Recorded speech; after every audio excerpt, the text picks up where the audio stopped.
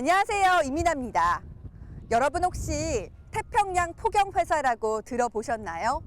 구한말 장생포에 세워진 러시아 포경회사 이름인데요. 이렇듯 장생포에는 수많은 숨겨진 이야기들이 있습니다. 여러분들도 궁금하시죠? 장생포의 숨겨진 이야기를 찾아 저와 함께 가보시죠.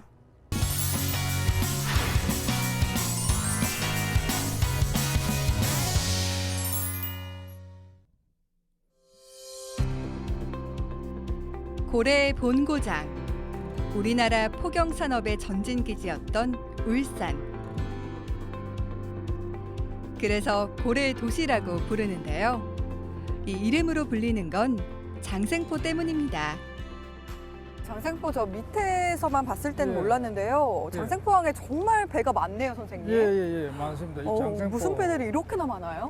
예, 이게 이제 말하자면 지금 유조선들 그 유조선. 기름 싣고 요 나가는 배들 제일 네. 많습니다. 이게 장생포항이라는 게 이제 이게 근대항으로 개발된 게 그 1800년대 말에 아마 1890년대 러시아 이제 포경선들이 들어오기 시작했거든요. 그래서 그 사람들이 이게 포경 기지를 만들려고 네. 그래서 막 그 우리 조선 대한제국하고 협의를 하던 과정에 그 러일 전쟁이 터져가지고 러시아 사람들이 쫓겨갔어요. 네. 그래 그 다음에 온 게 이제 그러니까 일본 포경선이 들어왔죠. 그래서 사실 이게는 그 러일 전쟁도 그 당시에 일본 그 해군 군함도 많이 들어왔어요. 천의 항구니까 네. 굉장히 깊거든요. 수심이 거의 20m 가까이 깊어가지고 이렇게 가까이 이렇게 큰 수만 톤 배가 정박하는 데는 대한민국의 장생포밖에 없어요. 그래서 그 당시에 이렇게 이제 좋은 입지적인 조건을 갖추고 있으니까 그 이제 많은 이제 그 당시에 이제 뭐 일본 포경선들이 많이 들어왔고 뭐 이런 왔습니다. 그죠? 선사시대에 시작된 고래잡이. 러시아와 일본도 장생포 고래잡이를 탐냈는데요. 장생포가 그 소용돌이의 중심에 있었습니다.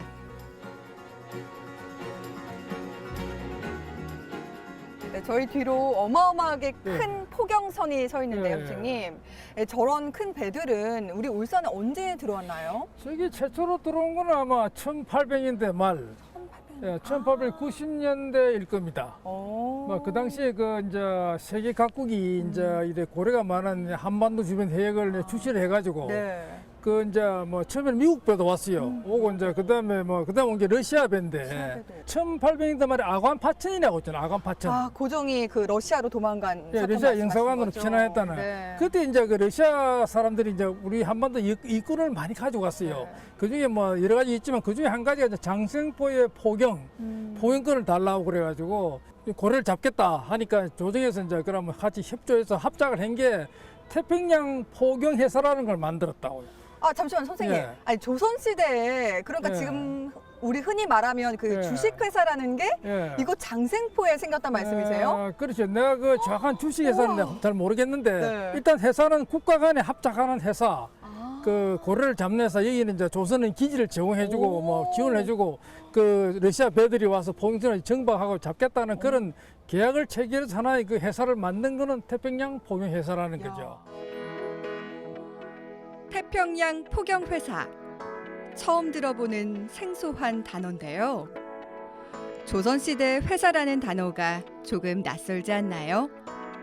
그 회사가 이곳 장생포 벽촌에 세워진 건 바로 울산의 자랑 고래 때문입니다. 당시에 정말 이 장생포가 근대적으로 굉장히 중요한 역할을 했던 곳이군요. 예, 그렇죠. 그 당시에 이제 그 이용익이라고 이제 조정에 이제 그 대신이 내려와서 그 러시아 그 포경회사 대표 만나가지고 이래 서로 사인해가지고 네. 그래서 그 여기다가 이제 이래 아주 그 기지를 만든다, 포경 기지를 만든다. 포경지를 만들고. 그게 이제 사실은 그게 시작입니다. 장생포 시작이죠. 이제 고래잡이는 끝났습니다. 옛 영화를 추억하며 고래잡이와 관련한 기념물들이 곳곳에 자리하고 있는데요.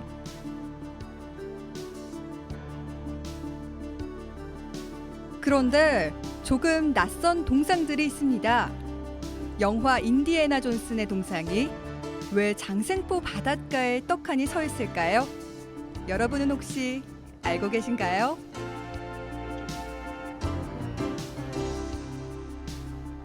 아니, 선생님, 예, 예. 이분은 누구길래 이렇게 예, 예, 장생포항에 예. 멋지게 흉상이 착 전시돼 있는 거예요? 예, 여기 있잖아요. 로이 체프맨 체프맨 앤드류스라고. 누구시죠? 예, 이분이 이제 1884년에 1960년에 별세했는데 이게 인류학자입니다. 인류학자, 고고학자, 고고학자이고. 그다음에 또 모험가, 모험가. 역사학자. 네. 그 굉장히 그 이제 이 벼로가 많습니다.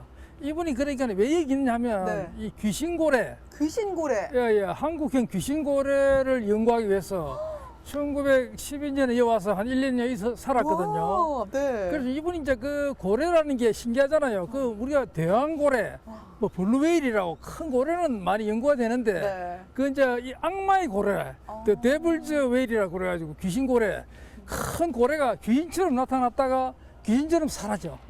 돌아보면 없어요. 네. 예? 그러면 사람들 가까이 사람들 만지면 또 만질 때로는 이래 만져지기도 하고 네. 참 사람과 너무 친하면서도 그런 고래가 이 한국에 있다는 거죠. 네. 그 다른 나라는 거의 그 고래가 없어요. 오직 이 한국 주변에 이제 이 한반도 주변에 있어가지고 이 사람이 귀신고래를 연구를 해야 되겠다. 그래가지고 찾아왔습니다.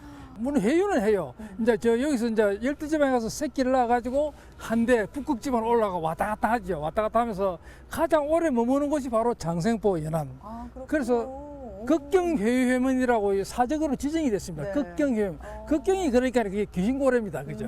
그래서 그 이게 이분이 여기 와서 아주 한국 문화를 사랑하고 네. 한국의 자연을 사랑하고 그래서 남다른 그 한국 사랑을 실천하신 분. 그러시네요. 귀신고래의 존재를 전 세계적으로 알렸다고 하니까 그렇죠. 대단하신 분이 확실한 것 같은데요. 그렇죠. 근데 그게 이쪽에 이- 보니까요. 예. 사진이 또 막 많아요. 이 많죠. 사진은 그 어떤 사진도 옛날 사진요. 분이죠? 이분이 이제 한복을 입고 장죽을 아, 물고 와, 이 너무 한국 멋지네요. 문화를 사랑해서 아, 이렇게 모습이 있고 그다음 여기서 옛날에 뭐 작업할 때의 모습입니다. 그죠? 실제 작업할 때 풍경선에 차는 모습인 모습이고 거예요? 예, 우와, 그렇죠. 신기하다.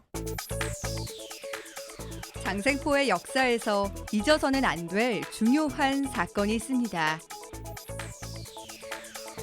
바로 이 철길 때문인데요. 6.25 전쟁, 그 전쟁을 승리로 이끈 결정적 역할을 한 곳이 바로 장생포라는 사실, 여러분은 알고 계셨나요? 야, 저희가 철길 옆을 걷고 있는데요, 선생님. 예, 왜 이곳으로 오자고 하신 거예요? 이게 이제 울산항하고 관련이 되는데 그 철도 인입선이라 그래요. 울산항 철도 인입선. 그게 무슨 말이에요? 이게 이제 저 태화강역에서 그 철도가 이제 이래 연결이 돼 있죠. 아. 그래 원래는 이제 그 구울산역이니까 학생동 울산역에서 여기가 7.6km를 이제 철도 연결 공사를 해놨습니다. 네. 그래 이게 언제 했느냐면 이게 외정 말기입니다. 외정 말기. 외정 말기에. 이 완공된 게 아마 1945년 3월 달일 겁니다. 아, 그렇네요. 그래서 3월 달 하고 이제 8월 달에 이제 해방이 됐잖아요. 그죠? 네. 그래서 그 당시에 이게 이제 울산항을 이제 축항을 시작을 했습니다. 네. 1943년에 울산항 축항 기공식을 했어요. 1943년 5월부터 이제 45년 5월까지 2년 동안 네. 이 7.6km 철길을 이제 표준계로 놨습니다. 표준계라는 게 왜 중요하냐면 탱크를 실을 수 있는 궤도가 표준계거든. 아, 협계가 아니고. 그렇군요. 그래서 그 만들어 그 사람들 가버렸어요. 그래서 그 당시에 이 철길이 이제 녹슬어가 있었잖아. 녹슬어가지고. 그래 버려져 있던 걸 6.25가 나서 네. 6.25 전쟁이 나니까 이제 미군들이 막 들어와서 탱크 이런 걸 막 내리니까 여기에 실어가지고 그대로 막 전선으로 막 매일 막 100대씩 막 보낼 수가 있었다. 네. 대포 같은 거 155mm. 그래서 참 용기나게 서인 철도가 바로 이 철도입니다. 이게. 장생포는 수심이 깊은 천의 항구입니다. 그래서 군함들이 드나들 수 있었는데요. 이곳을 통해 들어온 군수물자들을 기차에 실어 전선으로 보냈다고 합니다. 우리는 거의 잊고 산 장생포의 생생한 역사입니다. 미군들이 이제 그러니까 이제 그 부산에 그 막 군인들 이래 내려왔잖아요. 네. 도착하고 여기는 이제 많은 군수물자들 아. 수백 가지 군수물자가 다 왔습니다. 뭐 탱크나 뭐 대포 뭐 그다음에 각종 뭐 여러 가지 액체 화물이라든지 뭐 탄약 다 이런 데 다 들어왔어요. 그러니까 만들기는 일본인이 만들었는데 네, 실제 예. 이용한 거는 미군이다. 6.25 전쟁 당시 미군이다라는 말씀이시죠? 예, 그렇죠. 바로 저기가 일부도거든요. 아. 저 철길이 연결되어 있잖아요. 그렇네요. 그래서 저부터 옛날 LST나 큰 화물선이 짐을 내리면 네. 그 바로 기차 그거지 가요. 와. 가서 그 무게화차에서 실어가지고 내려가 바로 이래 그 크레인 가지고 내리잖아요. 내려 실어가지고 바로 전선으로 이제 가는 겁니다. 바로 갈 수가 있어요. 그러니까 엄청 요긴한 이용이 돼가지고 이것 때문에 우리 대한민국이 살아났다 해도 과언이 아닐 정도로 이 요긴한 철길이었습니다. 장생포로 가는 길. 도로 옆에는 낡은 건물이 있는데요. 6.25 전쟁 때 큰 공헌을 한 울산항역입니다. 너무 초라하지 않나요? 선생님, 울산항 역사가 바로 여기 있네요. 예, 예. 이 울산항 역 좀 소개 좀 해주세요. 요거요. 그 보다시피 이제 지금 벽돌 건물이잖아요. 벽돌 건물 네. 그죠? 그런데 이제 그 이게 옛날에는 이제 처음에는 기아집이었대요. 기아집. 기와집이었어요? 예, 기아집으로 이제 1952년에 이제 그 처음 역사를 지었는데 네. 뭐 그전에는 이제 그 옛날에 일본 사람들이 이제 그냥 뭐 역을 안 만들고 그냥 가버렸어요. 그래가지고 우리가 이제 비안왔다가 이 녹슬은 기찻길로 있다가 1952년에 이제 그 건물을 짓고 그래서 역으로 발족을 한 겁니다. 지금 이 역이 이제 아직도 기차가 매일 거의 한 량씩 들어오거든요. 들어와서 울산에서 생산한 액체 화물 중요한 거는 전부 다 이 화물을 컨테이너에 실어가지고 저 부산 신항으로 가요. 부산 신항. 저 녹산 신항 가서 거기 수출합니다. 네. 그 액체 화물 수출 그거 다 하거든요. 그 지금도 이 울산에서 참 아주 그 만든 생산품을 싣고 나가는 중요한 그런 역이다. 지금 서고 있다. 그래서 그 직원도 몇 명 있어요. 네. 몇 명 있거든요. 그래 그렇습니다. 이게 참 중요한 역입니다. 와, 오늘 정말 이 장생포에 대해서 아주 많은 걸 알게 된 예, 하루인데요, 예. 선생님. 예. 장생포는 우리 장생포항, 우리 울산에서 어떤 의미가 있을까요? 그렇죠. 보다시피 이게 우리 이제 6.25 때 우리 참 민족의 어려움을 구한 그런 지역이다. 네. 항구 지역이었으니까 아마 그런 의미도 있고 또 우리나라도 공업 발전의 견인차가 된 곳이다. 그리고 또 울산이 또 역사하고 관련돼 있거든요. 우리 고려잡이도 있지만 여러 가지 다양한 역사가 엉켜 있는 그런 중요한 우리 장생포를 좀 더 깨끗하고 아름답게 우리가 가꿔야 한다. 이것을 이제 꼭 말씀드리고 싶습니다. 한때 고래잡이로 유명했던 장생포. 우리나라 근현대사의 순간순간을 함께 했는데요. 6.25 전쟁과 장생포, 특히 잊지 말아야겠습니다.